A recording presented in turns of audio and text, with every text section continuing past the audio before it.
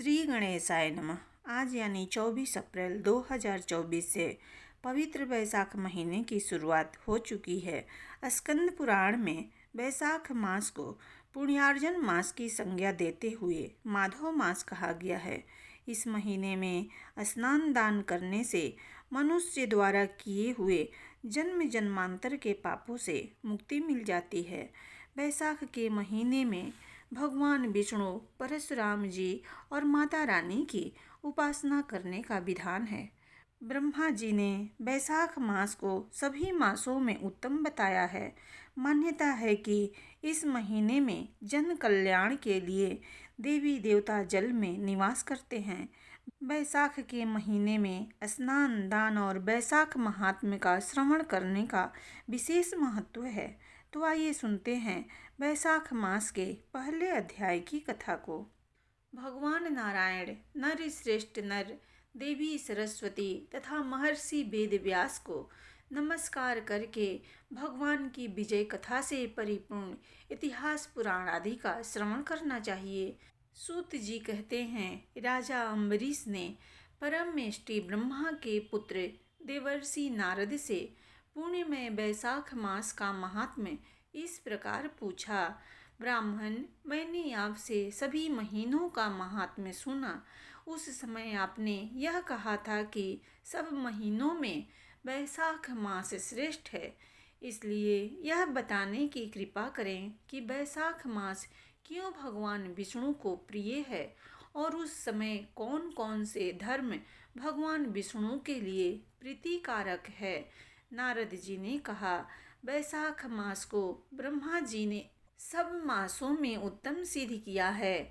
वह माता की भांति सब जीवों को सदा अभीष्ट वस्तु प्रदान करने वाला है। धर्म, यज्ञ, क्रिया और तपस्या का सार है। संपूर्ण देवताओं द्वारा पूजित है। जैसे विद्याओं में वेद विद्या, मंत्रों में प्रणव, वृक्षों में कल्प वृक्ष, धेनुओं में कामधेनु, देवताओं में विष्णु, वर्णों में ब्राह्मण, प्रिय वस्तुओं में प्राण, नदियों में गंगा जी, तेजों में सूर्य, अस्त्र शस्त्रों में चक्र, धातुओं में स्वर्ण, वैष्णवों में शिव तथा रत्नों में कौस्तुभ मणि है। उसी प्रकार धार्मिक साधन भूत महीनों में बैसाख मास सबसे उत्तम है। संसार में इसके समान भगवान विष्णु को प्रसन्न करने वाला और कोई दूसरा मास नहीं है। जो बैसाख मास में सूर्योदय से पहले स्नान करता है, उससे भगवान विष्णु निरंतर प्रीति करते हैं। पाप तभी तक गरजते हैं जब तक जीव बैसाख मास में प्रातः काल जल में स्नान नहीं करता। राजन, बैसाख के महीने में सब तीर्थ आदि देवता बाहर के जल में ही सदैव स्थित रहते हैं। भगवान विष्णु की आज्ञा से मनुष्य का कल्याण करने के लिए वे सूर्योदय से लेकर 6 दंड के भीतर तक वहाँ मौजूद रहते हैं। बैसाख के समान कोई मास नहीं है। सतयुग के समान कोई युग नहीं है। वेद के समान कोई शास्त्र नहीं है और गंगा जी के समान कोई तीर्थ नहीं है। जल के समान दान नहीं है। खेती के समान धन नहीं है और जीवन से बढ़कर कोई लाभ नहीं है। उपवास के समान कोई तप नहीं। दान से बढ़कर कोई सुख नहीं। दया के समान धर्म नहीं। धर्म के समान मित्र नहीं। सत्य के समान यश नहीं। आरोग्य के समान उन्नति नहीं। भगवान विष्णु से बढ़कर कोई रक्षक नहीं और बैसाख मास के समान संसार में कोई पवित्र मास नहीं है। ऐसा विद्वान पुरुषों का मत है। बैसाख श्रेष्ठ मास है और शेष साई भगवान विष्णु को सदा प्रिय है।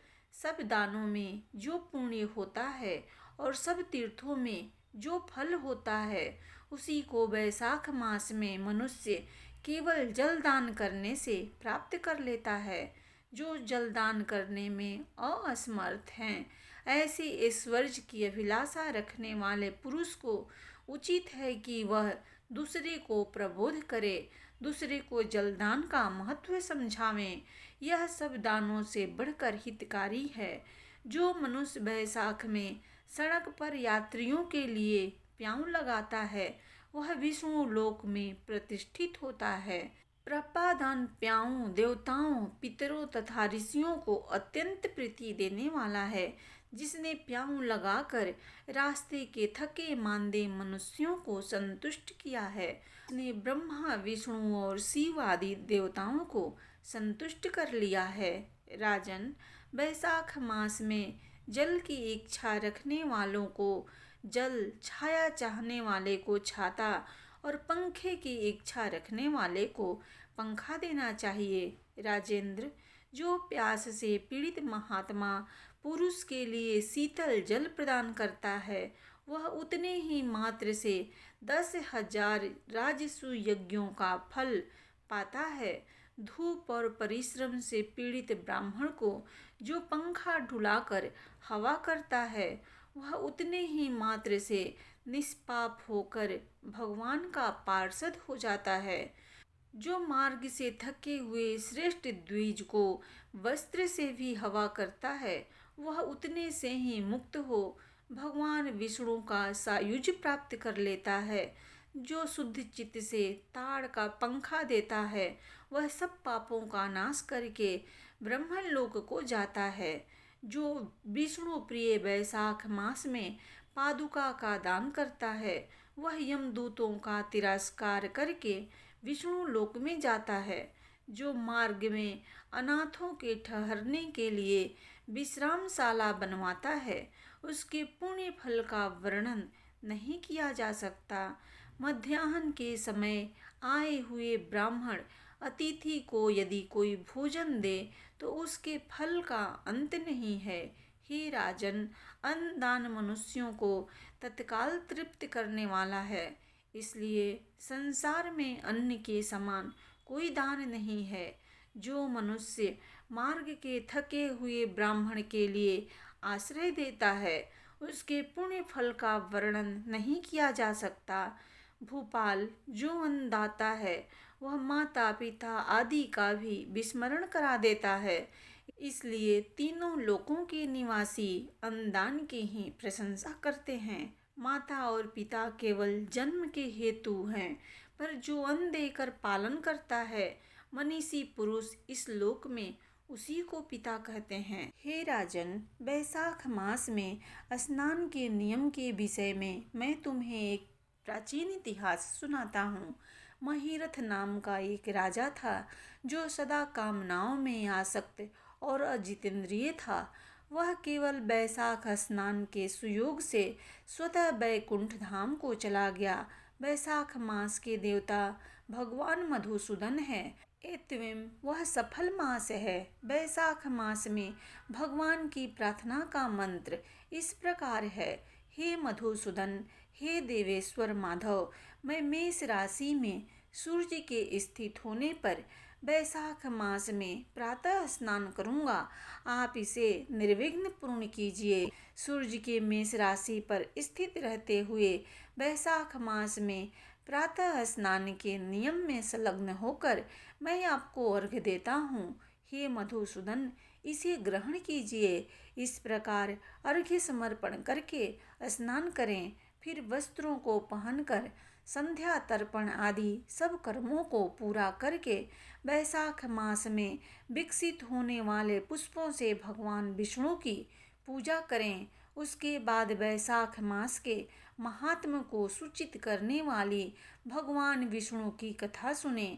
ऐसा करने से कोटि जन्मों के पापों से मुक्त होकर मनुष्य मोक्ष को प्राप्त होता है। इस स्वाधीन शरीर से स्वाधीन जल में स्नान करके स्वाधीन जिह्वा से हरि इन 2 अक्षरों का उच्चारण करें। जो बैसाख मास में तुलसी दल से भगवान विष्णु की पूजा करता है, वह विष्णु की सायुज्य मुक्ति को पाता है।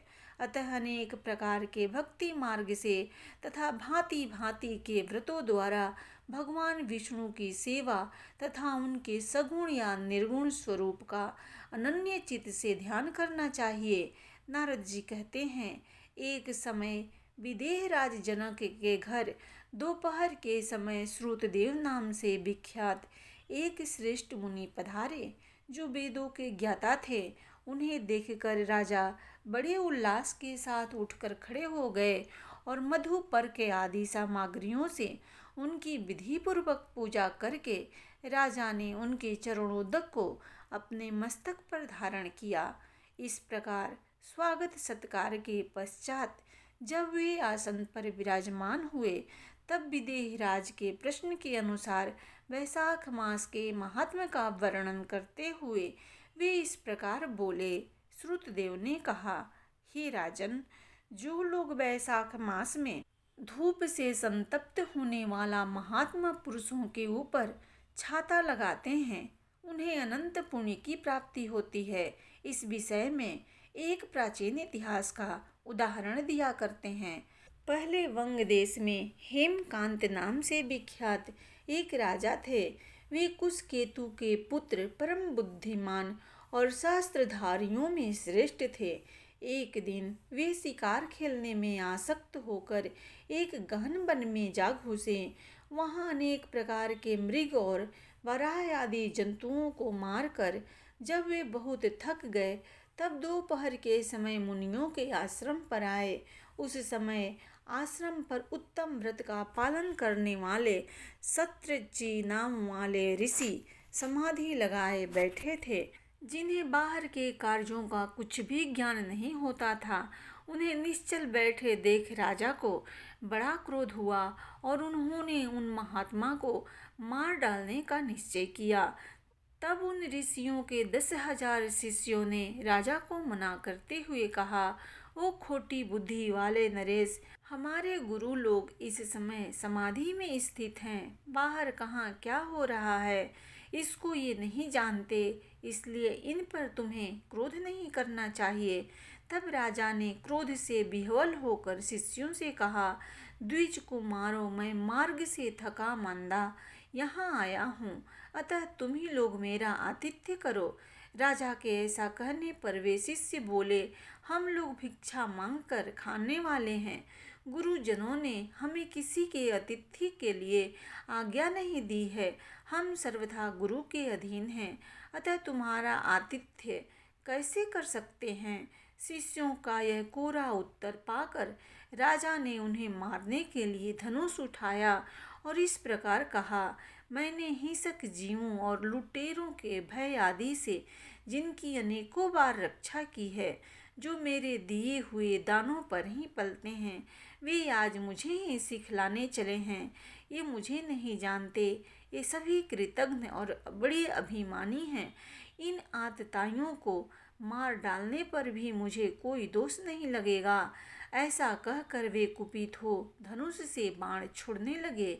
बेचारे शिष्य आश्रम छोड़कर भय से भाग चले। भागने पर भी हेमकांत ने उनका पीछा किया और 300 शिष्यों को मार गिराया। शिष्यों के भाग जाने पर आश्रम पर जो कुछ सामग्री थी, उसे राजा के पापात्मा सैनिकों ने लूट लिया। राजा के अनुमोदन से ही उन्होंने वहां इच्छा अनुसार भोजन किया। तत्पश्चात दिन बीतते बीतते राजा सेना के साथ अपनी पुरी में आ गया। राजा कुशकेतु ने जब अपने पुत्र का यह अन्यायपूर्ण कार्य सुना, तब उसे राज्य करने के अयोग्य जानकर उसकी निंदा करते हुए उसे देश से निकाल दिया। पिता के त्याग देने पर हेमकांत घने वन में चला गया। वहां उसने बहुत वर्षों तक निवास किया। ब्रह्म हत्या उसका सदा पीछा करती रहती थी, इसलिए वह कहीं भी स्थिरता पूर्वक रह नहीं पाता था। इस प्रकार उस दुष्ट आत्मा के 28 वर्ष व्यतीत हो गए। एक दिन वैशाख मास में जब दोपहर का समय हो रहा था, महामुनि तीर्थ यात्रा के प्रसंग से उस वन में आए। वे धूप से अत्यंत संतप्त और तृष्णा से बहुत पीड़ित थे, इसलिए किसी वृक्षहीन प्रदेश में मूर्छित होकर गिर पड़े। देव योग से हेमकांत उधर आ निकला।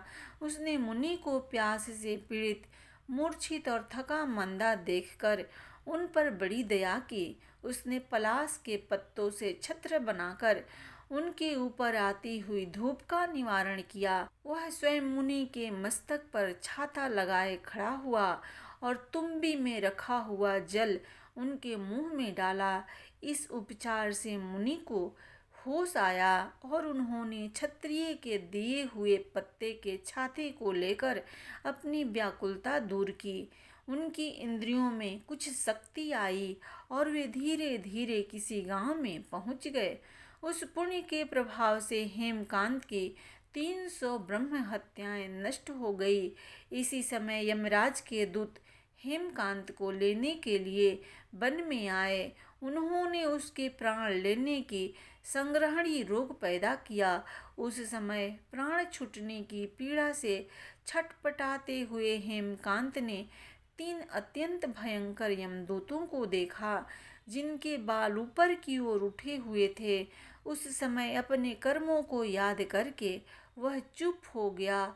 छत्रदान के प्रभाव से उसको विष्णु भगवान का स्मरण हुआ।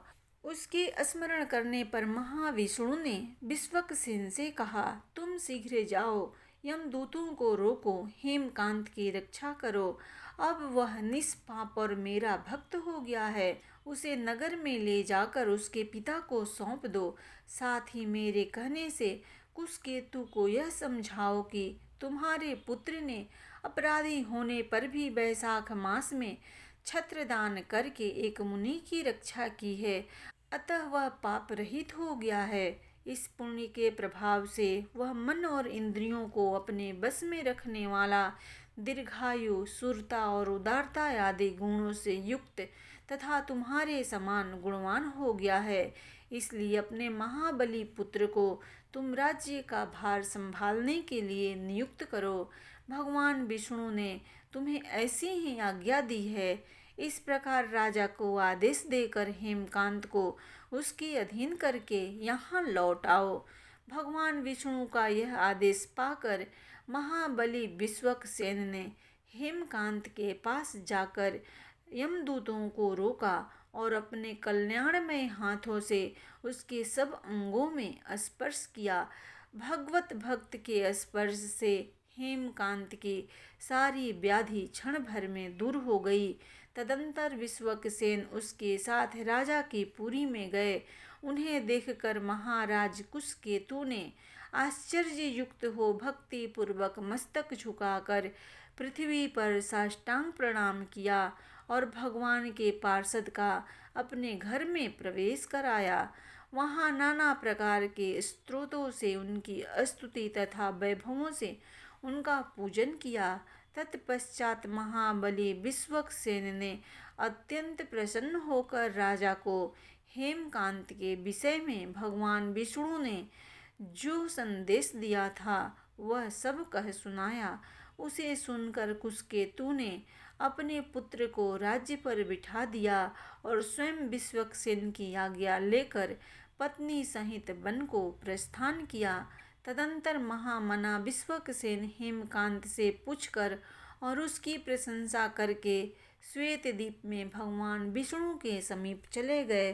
तब से राजा हेमकांत वैशाख मास में बताए हुए भगवान की प्रसन्नता को बढ़ाने वाले शुभ धर्मों का प्रतिवर्ष पालन करने लगे।